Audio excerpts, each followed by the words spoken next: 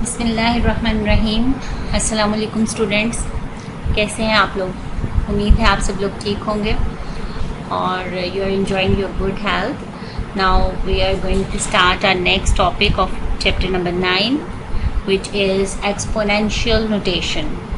The floating point numbers can also be written in exponential or scientific notation. This notation represents large floating point numbers in a short way. Floating point numbers को हम scientific way में लिख सकते हैं और ये तरीका है कि लार्ज फ्लोटिंग पॉइंट नंबर्स को किस तरह से शॉर्ट वे में रिप्रेजेंट करना। The exponential notation consist of 2 parts. जब हम साइंटिफिक वे में लिखते हैं तो उसके 2 पार्ट्स हैं, एक पहले को मैंटिसा कहते हैं और दूसरा है exponent. The general form of writing floating point values in exponential notation is as follows. इस तरह से exponential notation में लिखा जाता है प्लस माइनस m और फिर e लिखेंगे दरमियान में, उसके बाद plus minus n। Plus minus का मतलब यह है कि माइनस भी आ सकता है और प्लस भी हो सकता है। इसी तरह से n जो नंबर है यानी कि जो एक्सपोनेंशियल है वो भी प्लस भी हो सकता है और माइनस भी हो सकता है। द वैल्यू बिफोर e से पहले वाली जो वैल्यू है उसको मैंटिसा कहेंगे और e के बाद वाली जो वैल्यू है उसको एक्सपोनेंट कहेंगे और दोनों पॉजिटिव भी हो सकती हैं और नेगेटिव भी हो सकती हैं। इसकी एग्जाम्पल देखें। Suppose we have floating point number 1000.0. It can be represented in a scientific notation as 1.0 into 10 raised to power 3. ये जो कैरेट साइन आपको नजर आ रहा है इसका मतलब है कि 10 की पावर में 3 है। यह पावर पॉइंट में इसमें लिखा नहीं जा रहा था पावर में, तो इसलिए मैंने ये साइन लगा दिया ताकि आपको पता चल जाए। तो हम 1000 को इस तरह से रिप्रेजेंट कर सकते हैं साइंटिफिक वे में 1.0 मल्टीप्लाई 10 रेज टू पावर 3। जितने भी उसके जीरो की तादाद थी वो हमने इसके 10 की पावर में लिख लिया। इसी तरह से जब हम इसको एक्सपोनेंशियल नोटेशन में लिखेंगे तो हम इस तरह से लिखेंगे। नीचे वाली लाइन देखें, it can be written in exponential form as 1.0 e और 3। यहाँ पे 1.0 को मैंटिसा कहेंगे और 3 जो होगा वो एक्सपोनेंट होगा। ठीक है, नेक्स्ट देखिए जी, range and precision. The possible values that a floating point variable can store are described in the terms of precision and range.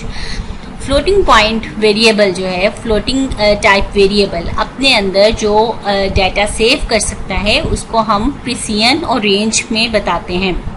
इसकी बात हम पिछले लेक्चर में कर चुके हैं कि फ्लोटिंग पॉइंट वेरिएबल की क्या रेंज है। 10 रेज टू पावर माइनस 38 से 10 रेज टू पावर पॉजिटिव 38 तक ये इसकी रेंज है। रेंज का मतलब ये है कि इससे कम या इससे ज़्यादा वैल्यू इसके अंदर स्टोर नहीं की जा सकती।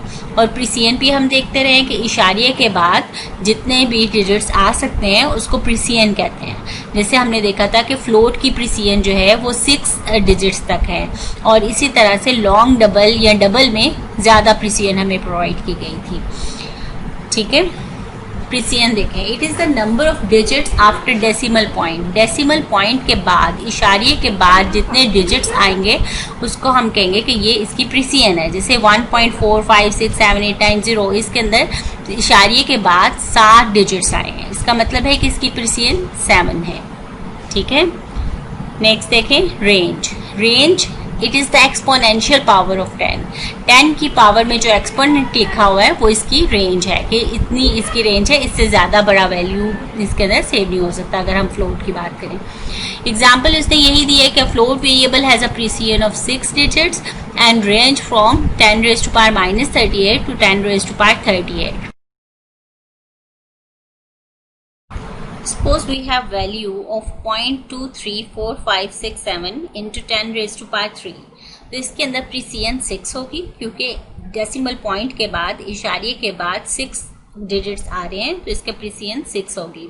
और रेंज क्या होगी, जो 10 की पावर में लिखा हुआ है वो इसकी रेंज होगी, यानी कि 3 इसकी रेंज होगी। ठीक है, नेक्स्ट देखें, character data type. Character data type is used to store characters. Students, आपको याद होगा कि हमने देखा था 3 टाइप की डाटा टाइप्स अवेलेबल हैं सी के अंदर। Integer data type, float data type और कैरेक्टर डाटा टाइप। इंटीजर और फ्लोट को हम डिटेल से देख चुके हैं। अब हम देखते हैं कैरेक्टर डाटा टाइप। हमने ये पढ़ा था कि character data type is used to store single characters और जो कि सिंगल कॉमास में लिखा जाएगा। It takes 1 byte in memory. ये भी आपको पता है कि जो भी वेरिएबल हम स्टोर करते हैं मेमोरी के अंदर, वो मेमोरी में कुछ स्पेस लेता है, और ये कैरेक्टर कितनी स्पेस लेता है? 1 byte. It represents a character, symbol, digit or symbol. Character values are normally written in single quotes. जी स्टूडेंट्स, आज के लिए इतना काफ़ी है। उम्मीद है आपको समझ आ गई होगी। इस बारे में अगर कोई क्वेश्चन हो या कोई प्रॉब्लम हो तो आप कमेंट्स में पूछ सकते हैं या फिर मुझसे व्हाट्सएप पे कांटेक्ट कर सकते हैं। Thank you.